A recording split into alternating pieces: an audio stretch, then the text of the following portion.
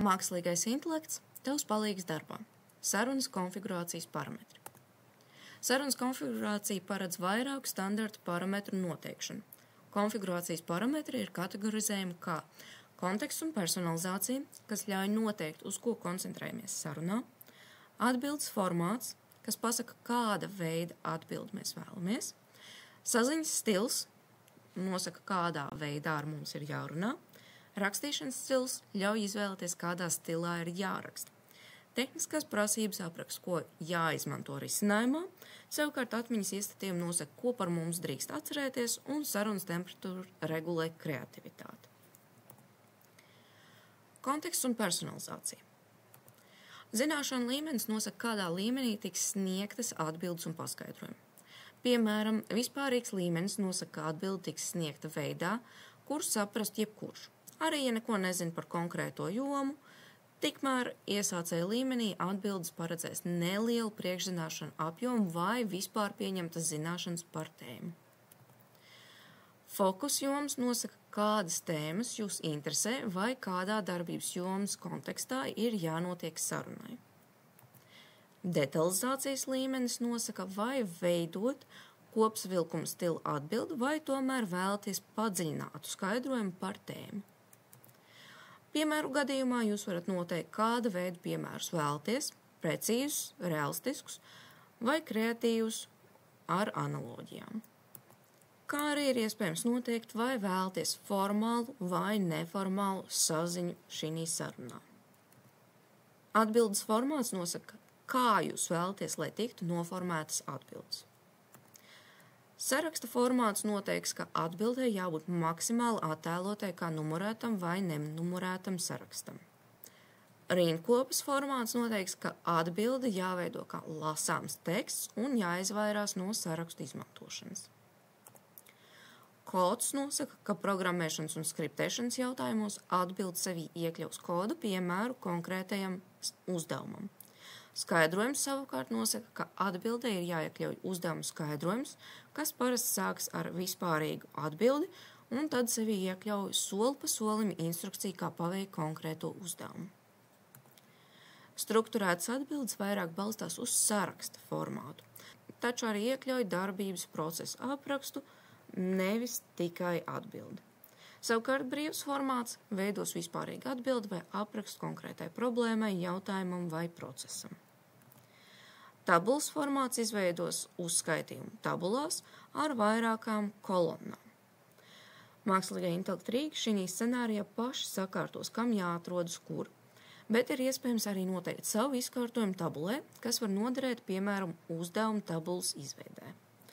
Diagrammas izveido procesu norites diagrammu, taču šī parametra gadījumā var būt nepieciešama precizējuma par attēlošanas veidu. Grafiki izveidos visu veidu grafikus par pieejamo vai doto informāciju, vienlaikus veicot arī datu analīzi. Saziņas stils nosaka, ko iekļaut atbildē. Soli pa solim stils vienmēr sadalīs risinājumu procesam vai problēmai pa soļiem. Īss vai detalizēts apraksts noteiks atbildes garumu. Proaktīvas saziņas stils gadījumā tiks piedāvāts papildus saistītas vai līdzīgas tēmas, par kurām runāt. Savukārt reaģējošas stila gadījumā jūs saņemsiet tikai atbildi uz tiešu jautājumu. Kā arī pastāv iespēja rīkam dot iespēju uzdot jums precizējošus jautājumus, lai sniegtu precīzāku un pilnīgāku atbildi. Rakstīšanas stils noteiks, kādā stilā tiks rakstītas atbildes. Pieejamie stili iekļauj sevī tādus formālos stilus kā akadēmiskais stils, kas ir strukturēts, objektīvs un ar skaidru argumentāciju, un, ja tādas ir pieejamas, tad izmantos arī atsauces. Tehniskais stils veido precīzu, skaidru tekstu, kas var tikt lietots dokumentācijā vai instrukcijā. Biznesa stils ir profesionāls un lietišķs. Tas tiks izmantots dokumentiem un ēpastiem. Juridisks stils ir precīzs un formāls. Neformālie stili sevī iekļauj sarunas valodu stilu, kas veido brīvākus tekstus, kas ir piemēroti sociālajiem tīkliem un ikdienišķiem skaidrojumiem. Publicistisku stilu, kas veido tekstu žurnālistikas stilā, literāro stilu, kas ir radošs un māksliniecisks, humoristisku stilu, kas ir izklaidējošs.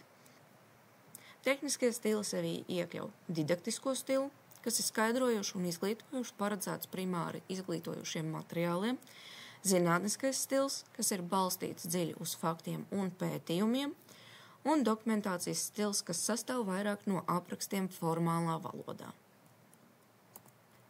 Tehniskās prasības ļauj noteikt, kādus papildus rīkus vai notācijas ir jāizmanto sastādot atbildi. Piemēram, rīku integrācija nodrošina iespēju noteikt, kādus rīkus izmantot, veidojot atbildi. Datu analītikas rīki ļaus analizēt failus un izveidot grafikus. DALL-E ļaus ģenerēt kreatīvus attēlus un rediģēt attēlus. Meklēšana tīmeklī ļaus rīkam veikt patstāvīgu informācijas meklēšanu, balstoties uz jūsu uzdoto jautājumu vai uzdevumu. Savukārt koda redaktors, līdzīgi kā dokumenta redaktors, ļaus sadarboties ar rīku koda izveidē un labošanā. Zināšanas par rīkiem noteiks, kādus rīkus jūs izmantojat, nevis rīks, piemēram, Microsoft Office vai Power BI vai jebkuru citu populāru rīku, par kuru būtu jāizmanto rīkam zināšanas, lai palīdzētu jums. Matemātiskā notācija palīdz noteikt, kādā veidā tiks rakstīti matemātiskie piemērojumi, matemātiskie vienādojumi. Vai tiks izmantots datorraksts, formula, attēlojums, kas ir redzams piemērā, vai vienkāršs teksts.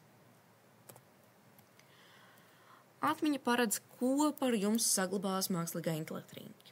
Tātad uzdevumu un mērķu izsakošanas gadījumā tas palīdzēs jums organizēt savu darbu vai prasmju apgūšanas procesu, nosakot ilgtermiņa mērķus, sadalot un monitorējot ikdienas uzdevumus un veidojot atgādinājumus par uzdevumu veikšanu. Šī funkcija ļauj tikt galā ar kompleksiem uzdevumiem, vieglāk asistējot jums to izpildē un darba strukturizēšanā. Informācijas saglabāšana ļauj mākslīgā intelekta rīkam iegaumēt informāciju par jums. Piemēram, pie kādiem projektiem jūs strādājat, ko jūs vēlaties apgūt. Papildus tas ļauj iegaumēt dažādas sarunas aspektus un tos izmantot tālākās sarunās. Datu pielāgošana ļauj mākslīgā intelekta rīkam saglabāt informāciju par jūsu iepriekšējām izvēlēm attiecībā uz visiem sarunas aspektiem.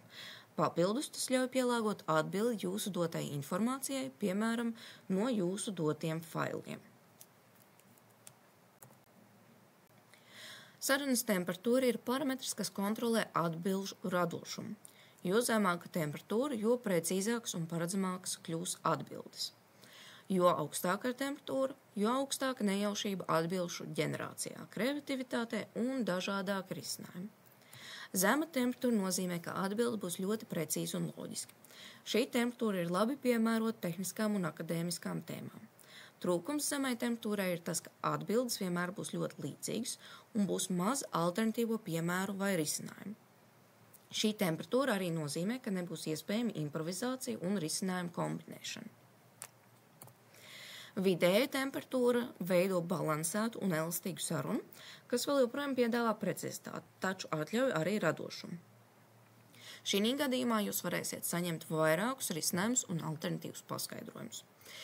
Vidēja temperatūra ir piemērota vispārīgām sarunām un analīzei, bet nebūs piemērota tehnisku atbilžu saņemšanai, kā arī nesniegs nekādu unikālu skatījumu. Tāpat kā zemes temperatūras gadījumā pastāv iespēja, ka informācija sāks atkārtoties. Augsta temperatūra nozīmē, ka atbilde būs radoša, eksperimentāla un spēs pielāgoties dažādiem izaicinājumiem. Taču atbildes var būt nekonsekventas, abstraktas un nepraktiskas.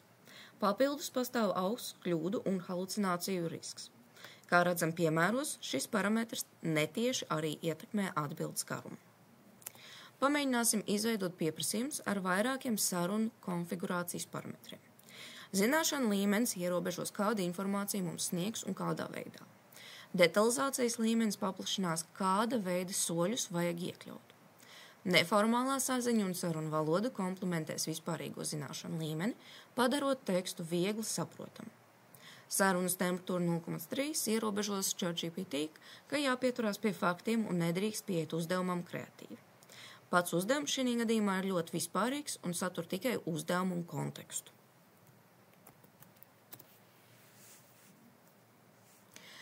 Kā redzam, mums tiek iedots saraksts ar lietām, kas mums būs nepieciešams uzdevuma izpildē, un vispārīgi soļi, kas mums ir jāveic. Mums tiek doti 5 soļi, un tiek pēc tam uzskaitīts iespējamās problēmas. Šīs atbildes gadījumā teksts būs ļoti vienkāršs un visiem saprotams. Pamēģināsim vēl vienu piemēru. Izmainot zināšanu līmeni, mainīsies izmantotā terminoloģija un iekļauto uzdevumu skaits. Mainot saziņas veidu, mēs panāksim, ka darbību uzskaitījums būs sadalīts apakšuzdevumos ar skaidrām instrukcijām. Savukārt augstāka sarunas temperatūra atļaus pieiet uzdevumu risinājumam kreatīvāk un brīvāk noteikt, kādu informāciju sniegt jums.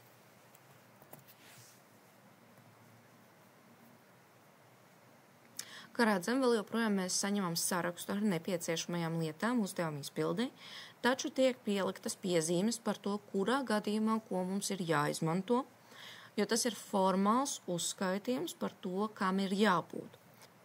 Mums ir atdalīti visi tie paši uzdevumi, sadalīti vairākos apakšpunktos, taču ir vairāk piezīmi, paskaidrojumi, kā tas ir padziļināts detalizācijas līmenis. Papildus mēs redzam, ka nav iekļautas biežākās problēmas, bet tā vietā mums ir pārbaudes, kas mums jāveic kā obligāta daļa no šī procesa. Tad, kā redzējām piemēros, šie pāris parametri būtiski izmainīja saņemto atbildi. Paldies par uzmanību un tiekamies nākamajā video.